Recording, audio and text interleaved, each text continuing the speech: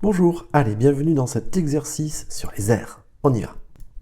Alors voilà l'exercice que je vous propose, il s'agit de calculer l'aire de cette figure. Alors quand je dis calculer l'aire, en fait c'est l'aire de tout ça. Vous voyez, je fais le tour avec la souris, hein, c'est la figure complète. Les traits qui sont à l'intérieur, bien sûr, ne comptent pas, hein, c'est la figure entière que l'on doit calculer. Donc je vous laisse calculer cette aire, mettez en pause et faites-le.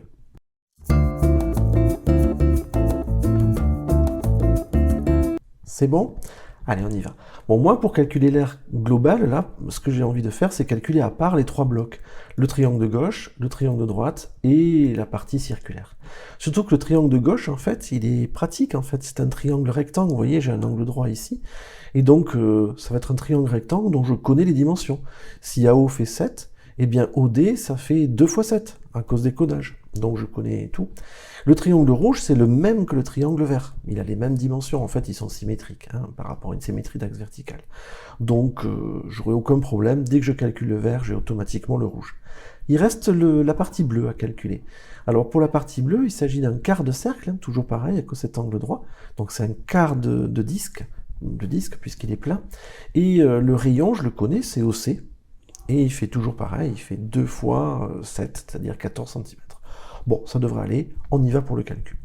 Donc, moi, ce que je vous propose, c'est A égale, donc, l'aire de AOD plus l'aire de BOC plus l'aire de DOC, c'est-à-dire l'arc, le quart de disque.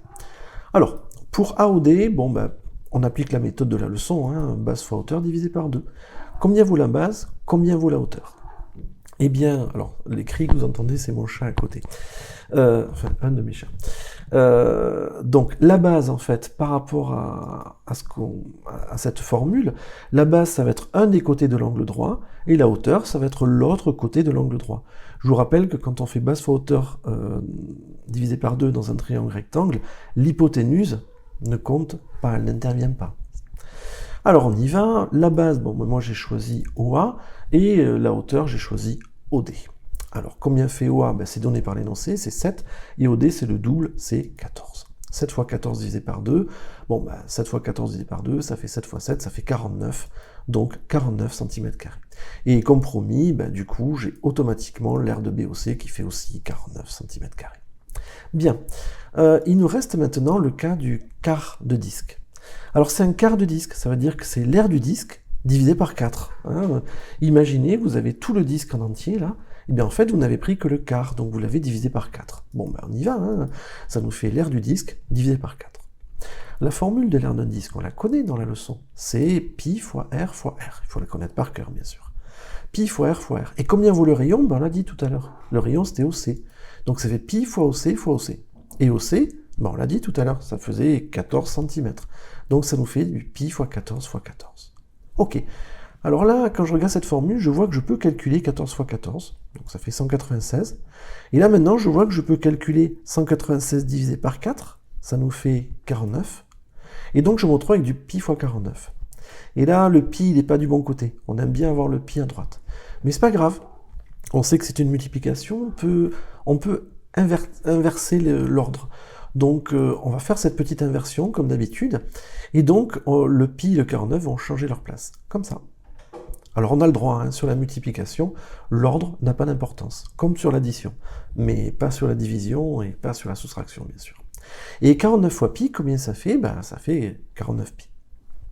Et là, je me rends compte qu'en fait, j'ai 49 et 49 qui sont des nombres entiers, habituels, et j'ai cet objet-là, 49 pi. Donc déjà, ce que je vais faire, c'est que je vais calculer 49 plus 49. 49 plus 49, ça fait 98. Et je recopie, bien sûr, le 49 pi. Et là, attention, on n'a pas le droit de faire 98 plus 49. Parce que c'est pas ce qui est écrit. Ce qui est écrit, c'est 98 plus 49 pi. Et quand on dit 49 pi, ça veut dire qu'on fait une multiplication là, entre le 49 et le pi. Et la multiplication, elle est prioritaire sur l'addition. Donc le 98, on ne va pas lui ajouter 49 en fait. On va lui ajouter le résultat de 49 fois pi. Et comme je ne sais pas faire 49 fois pi, parce que pi c'est un nombre infini en fait, il a une infinité décimale, je ne le connais pas en fait ce nombre, ben, je vais laisser 49 pi. Donc mon résultat final, ce sera 98 plus 49 pi. Alors évidemment, si jamais je veux une valeur approchée de ce résultat, ben, j'ouvre une calculatrice et je vais taper 98 plus 49 fois pi, exécute. Et là, je vais trouver cette valeur-là. Mais c'est pas ce qui est demandé dans l'énoncé. Si vous regardez, on vous a demandé de calculer l'aire de la figure, pas une valeur approchée de l'aire. Donc le résultat attendu, c'est bien celui-là, 98 plus 49 pi cm². Sur une copie, je vous conseille d'encadrer ce résultat comme je l'ai fait, et en dessous de marquer la valeur approchée, mais elle n'est pas demandée. C'est juste pour vous, pour avoir la satisfaction de l'avoir fait, en arrondissant au centième, au dixième, quand vous en avez envie.